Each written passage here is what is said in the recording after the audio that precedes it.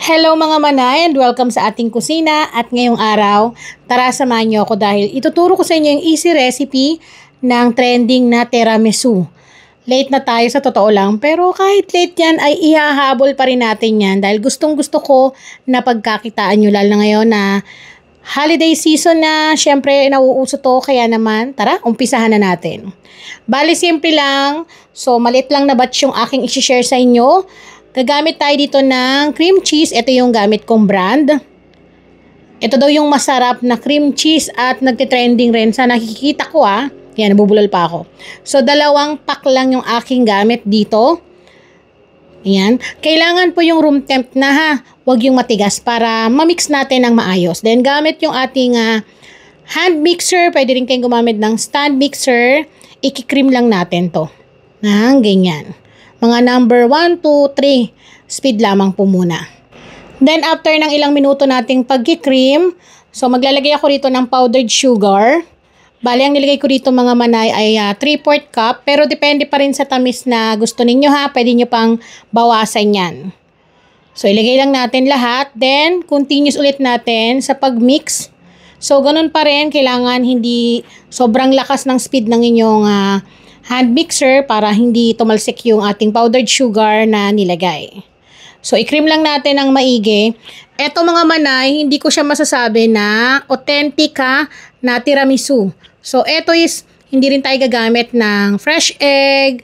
Mabilisan lang to para talagang pwedeng-pwede nyo kagad gawin on the spot kapag naghahanap kayo ng pang dessert, lalo sa mga gathering ninyo or kung gusto nga ninyo na pang negosyo. Then, once na na-mix na natin ng maigi, gagamit tayo dito ng whipping cream mga manay para mas maganda at mas marami tayong magawa. So, ito po yung aking gamit, Everwhip. So, ito yung ating gagamitin para sa ating paggawa ng tiramisu kasi masarap din to mga manay. Bali, sukatin nyo lamang din po kung gaano karaming gusto nyong ilagay. So, maglalagay ako rito ng mga 500 grams ng whipping cream. Then, buhos lang natin dito sa ating na-mix na cream cheese. So, mga manay, dapat po chilled overnight yung inyong whipping cream na gagamitin para po maganda yung pagka-volume niya kapag minix po natin gamit yung ating hand mixer. So, hindi naman natin to na kailangan na siya yung parang stiff pick or yung talagang, alam mo yung parang hindi nalalaglag or stable. So, kailangan lang natin is mag-volume lang siya ng maganda. Then, basta makita ninyo na nag-combine na yung mga sangkap na nilagay natin ay pwedeng-pwede na yon. So, sa mga basher dyan na magsasabi na, Manay, bakit walang ganito? So, hindi rin ako naglagay ng alak. Kasing iba, di ba, naglalagay. Totoo talaga, ang authentic na ganito is naglalagay ng alak tapos gumagamit ng mascarpone. Kaso, yun nga lang mga manay, ang mahal ng 1 kilo niya. Nakita ko sa market, nasa 900 plus yung isa nun. So, gawa na lang tayo ng simple na, dahil nga hindi rin naman to authentic, so ituloy-tuloy na natin. Again hindi to authentic. Ako na mismo magsasabi sa inyo, pero masarap.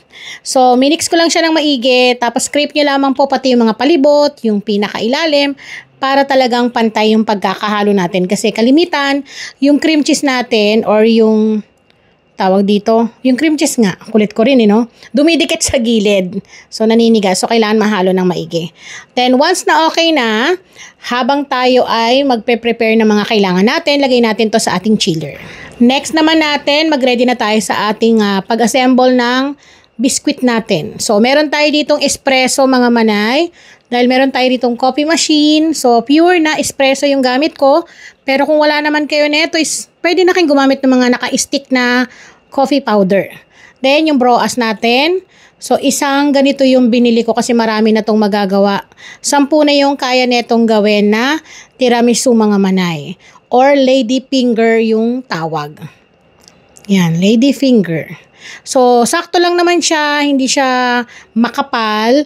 Then, magre-ready na tayo ng ating paglalagyan. Kasi, di ba yung tiramisu mga manay, kinakat, nakikita nyo, meron siyang pinaka-molde or hulmahan. So, dahil hindi tayo nakabili nun, at gusto rin natin kapag ibebenta natin is nakaseparate na ng tub. So, pwede kayong gumamit ng ganito yung square tub na nabibili din online, meron din sa mga baking store. So, simple lang, i-dip lang natin yung ating broas o lady finger doon sa espresso. Ganyan. Kapag kinulang kayo, dagdag lang kayo mga manay ng kape ulit. So wala na rin po yung sugar. Wala akong inadyan na asukal. So ibababad nyo lang, huwag nyo lamang pong patagalin ang pagbabad kasi mabilis siyang lumambot dahil sisip-sip siya ng ating kape. Ganyan. 3 piraso yung kasya sa ilalim at dun sa pangalawang layer natin. So ganito lang po yung gagawin natin. Sunod-sunod lang para hanggang sa matapos natin yung malagyan yung ating mga tab. Okay, eto na. Tapos na ako maglagay dun sa 10 tab. Then, naglagay ulit ako ng espresso dahil kinulang para dun sa pangalawang layer natin. So, ganito yung magiging atake ng ating mga tab pag nalagyan na natin. Then, ito yung ating pinaka mascarpone na ilalagay na hindi legit. Ilagay nyo sa isang piping bag gaya ng ganito or pwede naman na gumamit kayo ng measuring cup. Taktak ninyo. Tapos mga manay, isang dagdag idea din, kung gusto nyo talagang pambenta, mas mainam gamit kayo ng timbangan para lahat pare-parehas yung timbang ng cream na ilalagay ninyo. Ang kagandahan lang dito sa recipe natin mga manay is mabilis talaga siyang gawin kasi wala nang yung luto. Tapos, ayun nga, yun nga lang, pricely talaga yung presyo nito. As in, kaya siya mahal sa market mga manay kasi hindi biro yung bawat sangkap na ginagamit para makagawa ng tiramisu. Then dito, pagkatapos kong malagyan ng ating cream cheese or yung ating mascarpone na hindi legit, mag-layer ulit tayo ng ating broas. O, diba? Ako na nagsasabi na hindi legit to at hindi authentic para at least advance na ako mag-isip. So, tuloy-tuloy lang natin yung paglalagay sa ating mga tab. Ganyan. Pagkatapos natin maglagay ng ating broas, maglalagay ulit tayo ng cream sa ibabaw. Ganyan po yung gawin natin. Dahan-dahan lang yung pagpiga. Pero kahit wala naman kayong piping bag mga manay, sabi ko sa inyo kahit yung measuring cup lang ay pwedeng-pwede nyo nang gamitin. Tuloy-tuloy lang natin yung paglagay. Then mamaya itataktak natin to para mag-flatten yung kanyang ibabaw at magsiksik na rin. So ganyan lang, taktak nyo lamang po ng ilang beses. Shake nyo lang, shake. O diba? Ganyan lang. Wag lang tayong gigil. Baka may mabasag or mag-crack yung tab natin. Then once nakita ninyo na nag-flatten na, okay na yan. So ganyan po yung texture ng ating mascarpone na hindi legit. So ang nangyayari is malabnaw siya kaya mabilis siya mag-flatten sa pag-shake natin at pag-tap natin. Then pagkatapos natin matap o masiksik ng maigi, maglalagay na tayo ng iba't ibang flavor. Bali, gagawa tayo ng 3 flavor para may idea kayo. So, dito, yung classic muna. So, gagamit tayo ng dark cocoa. Tapos, gamit kayo ng salaan para pino yung pagkabaksak dun sa pinakaibabaw ng inyong tiramisu. Ganyan lang. Shake nyo lang. So, ang dali lang yan tignan. Madali lang naman siyang gawin sa totoo lang. Kaya kahit nasa bahay kayo or trip lang ninyo, pagbiglaan, hindi kayo mahahassle kasi madaling sundan lang yung recipe natin. So nasa inyo na rin kung gaano karaming cocoa yung inyong ilalagay ha. So pag ganyan na, punasan nyo lamang yung mga palibot. Then takpan ninyo, diretso sa chiller. Tapos mas maganda overnight ninyo gawin na nakababad siya sa chiller para masarap kainin kinabukasan. Next naman natin ay matcha. Kasi isa to sa nakikita ko na mabenta. So dito gamit natin is pure matcha. Pure matcha powder mga manay. Meron na netong nabibili online. May iba't ibang brand. Pero kung gusto nyong malaman kung ano yung brand na gamit ko, lalagay ko na lamang po yung link sa description box or sa comment section. Tapos ang ganda ng lagayan ko mga manay, kita nyo yan. Natutuwa ako kasi talagang sealed na sealed siya. Nabili ko rin siya online. Kaya magpabudol na kayo. Ang ganda nitong paglagyan lalo ng mga kape, coffee beans. Ganun lang. So eto na, maglagay lang din tayo sa salaan. Salain ng maigi para maganda yung pinaka pagbaksak niya dito sa ibabaw ng ating tiramisu. Ganyan. Hindi lang bumabaksak ng tuluyan kasi ang ginawa ng anak ko dito sa salaan, hinugasan, nabasa. Ayan. So, dahan-dahan tuloy yung pagpatak. Tapos, depende rin sa inyo mga manay, kung gusto nyo ng matapang yung pagkamatcha niya, damihan ninyo ng lagay. Kasi yung iba talaga gusto talaga nila yung lasang-lasa mo talaga yung dahon.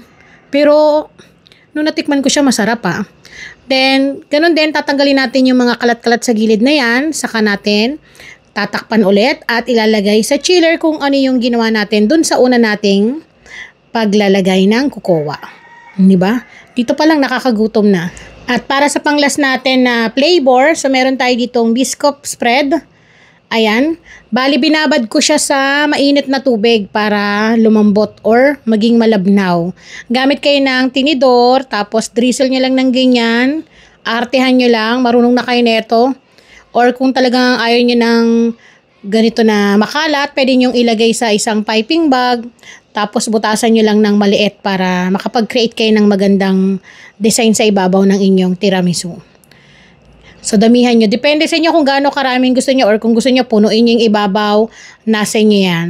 Then gagamit tayo ng, ang tawag dito, ng stick or toothpick na malinis.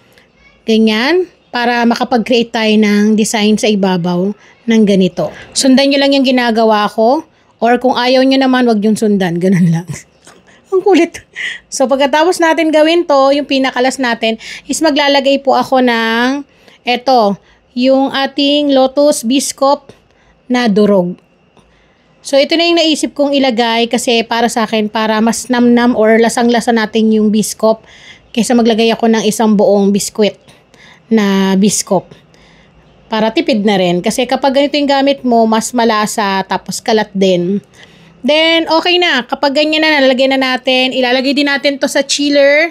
Tapos, siguro mga kinabukasan ko na to matitikman dahil gabi ngayon. Kaya, ginawa ko talaga siya ng gabi para kinabukasan ay ready ko ng tikman at ipakita sa inyo. So, ayun lang mga manay. Nakagawa kagad tayo ng 10 piraso. Tapos, meron na tayong 3 flavor na nagawa sa isang recipe lang. So, dagdag idea yon para dun sa mga gustong itry to dahil ang mahal. So, pwedeng kayo na yung gumawa kung namamahalan kayong bumili sa iba or pwede na rin na gawin ninyong pang negosyo. At eto na nga mga manay. So, umaga na to at binubuksan ko na isa-isa. Nag-set na siya. Ito yung ating classic na tiramisu. So, mas nag-dark yung kulay niya kasi syempre nababad sa chiller. At ito naman yung ating matcha. Buksan natin. Diba, nagkamara na ng marka. Parang merong bumalak tikman. Kasing anak kong babae gusto niya matcha. Ayan. Kung gusto niya pang dagdagan ng matcha powder, dagdagan ninyo. Depende nga po kasi yan minsan sa mga kumakain. Pag gusto talaga yun nga lang, mahal po talaga yung pure na matcha powder. Then, ito naman yung ating biscuit. Excited na akong tumikim.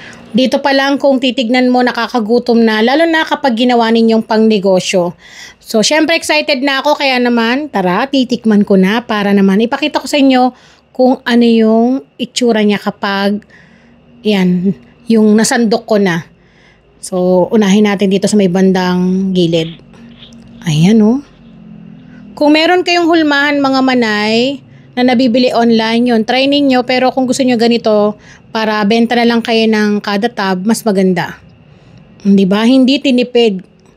Ang daming tawag dito yung pinaka-cream natin or hindi legit na mascarpone. O diba? Grabe yung timpla nito, ang sarap. Pag kinain mo siya yung parang natutunaw siya sa bibig, ganun yung lasa niya.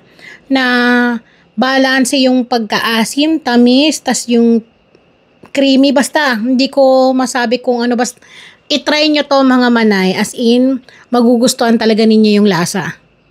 Ngayon kung gusto nyo lagyan ng alak, pwede naman lagyan ninyo, so nasa inyo yan. Pero kita nyo naman ito, hindi naman halata na gusto namin at meron akong sinusubuan dito sa tabi ko dahil ayaw niyang ako lang din yung kumakain. Promise ang sarap nitong biscuit. So, next natin is yung matcha na isang sandok lang ang gagawin ko or dalawa dahil yung katabi ko ang may-ari nito. Ito yung ating matcha. Kung gusto niyo dun sa pinakababa, maglagay na rin kayo ng matcha. Basta nasa inyo yan mga manay. Ang gagawin nyo lang naman dito is yung pinaka-cream base niya ay damihan ninyo. Tapos makakagawa na kayo ng iba't ibang flavor. Eto, lasang-lasa ko na kagad yung lasang damo na masarap siya. Para sa akin, gusto ko naman, hindi siya ganun katapang. Pero yun nga, kapag gusto niyo talaga na matapang, magdagdag na lang kayo ng matcha powder. Pero yung sa akin, okay na rin to. Yan. So, okay na to. Next naman natin ay yung classic. Kasi may may-ari nito. Tapos itong classic may may-ari na rin. O, diba? Yung mga anak ko nasa tabi ko, sila na yung nakaabang. Ito yung usually na nakikita natin yung classic, diba? So, tikman na rin natin yan. Alam nyo mga manay, kahit iisa lang yung flavor or yung pinaka-base natin, yung cream base natin, or yung, tawag dito, hindi ko kasi masabi dahil hindi nga to authentic eh. Nag-iiba talaga yung lasa dun sa nilalagay nating flavor sa ibabaw. As in, eto katulad nito. Nalalasahan ko yung tsokolate, basta kakaiba. Tapos yung espresso, dahil pure espresso nga yung gamit natin, kakaiba yung timpla, yung combination niya. Promise, ang sarap. Nagme-melt sa bibig. Ito panalong-panalo din para sa akin. So, ayan mga manay ha. Sana matry nyo tong aking recipe. Paninda to dito sa cafe. Gusto ko matry ninyo pagkakitaan ninyo. At ito, hindi halatang, hindi gusto. Pero the best. Mukhang mauubos na namin to. So dito pwede nyo tong ibenta ng mga 220 to 250 pesos kada isang tub. Kasi dun sa puhunan pa lang malaki na. Pero I'm sure na magugustuhan talaga ng mga customer nyo. So ayun lang.